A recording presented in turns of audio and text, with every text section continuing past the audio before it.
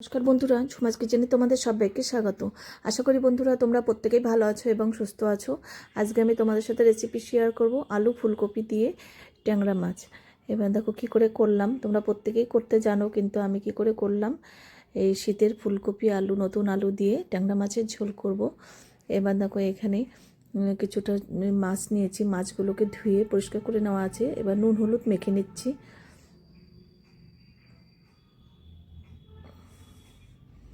এখানে নতুন আলু আর ফুলকপি কেটে নিয়েছি।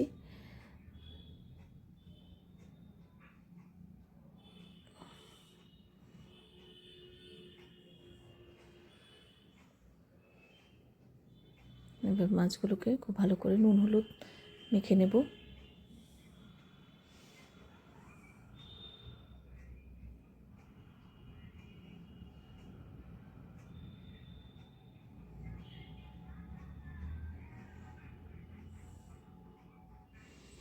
এবার তেল, সর্ষের তেলে রান্নাটা করব।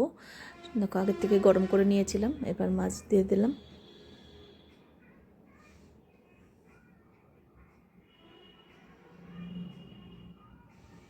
এবার অপর পাশটা উল্টিয়ে দেব। ট্যাংরা মাছ, যে কোনো আঁশ ছাড়া মাছ ভাজতে কিন্তু দেখবে খুব তেল ছিটকায়। তখন দেখবে একটু সর্ষের তেল যদি মাখিয়ে নেওয়া যায়, দেখবে তাহলে আর ছিটকাবে না। আবার একটু ঢাকা দিয়েও কিন্তু এটা তোমরা করতে পারো। যারা নতুন রাঁধুনি তারা কিন্তু ভয় পায় তেল ছিটকানো। এবার একটু ঢাকা দিলে দেখবে গায়ে আসে না। এবার মাছ ভাজা হয়ে গেছে, বাকিটা আমি পরে ভেজে নিয়েছি। এবার আলুগুলোকে ভেজে তুলে নেব। একটু নুন দিয়ে দিলাম।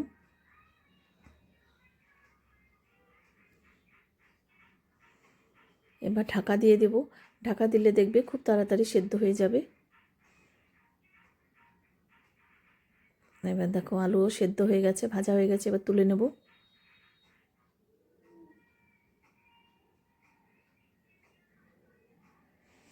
এবার ফুলকপিগুলোকে ভেজে নেব। একটু নুন দিয়ে দিলাম। এভাবে আলাদা আলাদা করে ভেজে নিলে দেখবে ঝোলটা কিন্তু টেস্ট খুব ভালো হয়। আর আলু ফুলকপি যদি একসাথে দেওয়া হয় তাহলে দেখবে একদম ঘেটে যায় ফুলকপিগুলো, ভালো লাগে না খেতে তখন। এবার কপিটাকেও আমি ঢাকা দিয়ে সেদ্ধ করে নেব।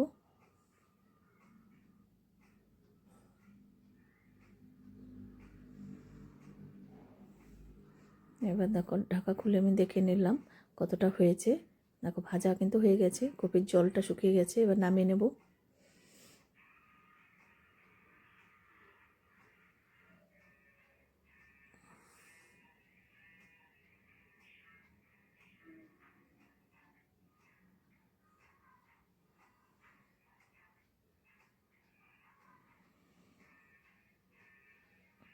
এবার আরও কিছুটা তেল দিয়েছি। এবার শুকনো লঙ্কা দুটো চিড়ে দিয়েছি আর একটু জিরে ফোড়ন দিলাম।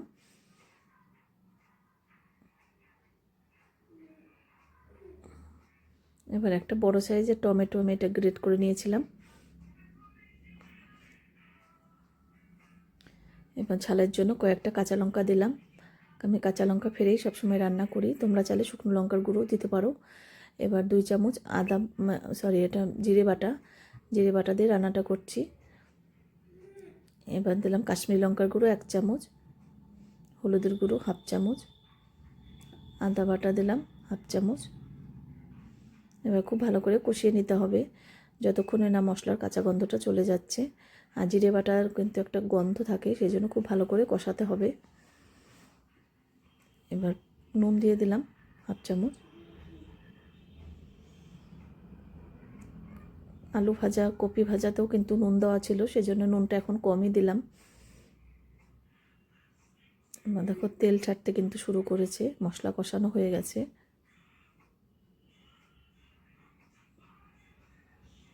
আর একটু তেল দিয়ে দিলাম।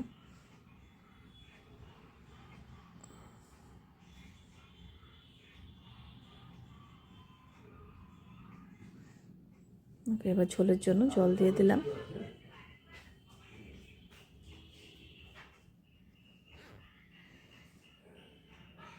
এবার মাছ আর আলুটা দিলাম, কপিটা কিন্তু পরে দেব। কপি ঘেটে গেলে আমার ভালো লাগে না দেখবে।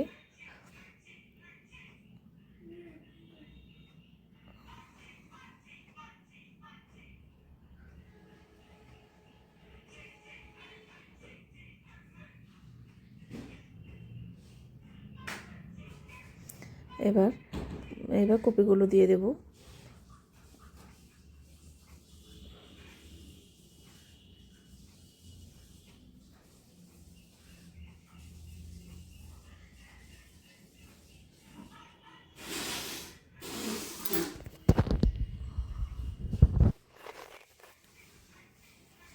একটু হাফ চামচের মতন গরম মশলার গুঁড়ো দিলাম। এখন মাছের ঝোল কিন্তু একদম রেডি। শীতের দিনে এই ট্যাংরা মাছ ফুলকপি আলু দিয়ে কিন্তু ভীষণই সুন্দর আর টেস্টি হয়। দেখো একদম রেডি ট্যাংরা মাছের ঝোল। এবার আমি নামিয়ে নেব।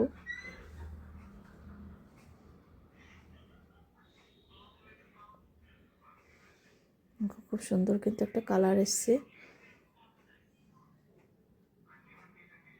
এবার আমি একটা থালায় সার্ভ করে দিচ্ছি।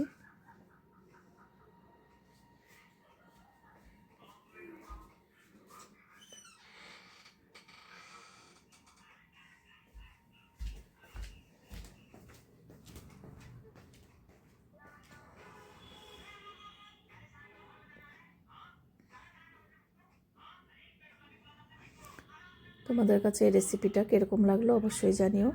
আজকে তাহলে আমি এখানেই রাখছি। এরপরের দিন আবার হাজির হয়ে যাব। তোমরা সবাই সুস্থ থেকো, ভালো থেকো। টাটা বন্ধুরা।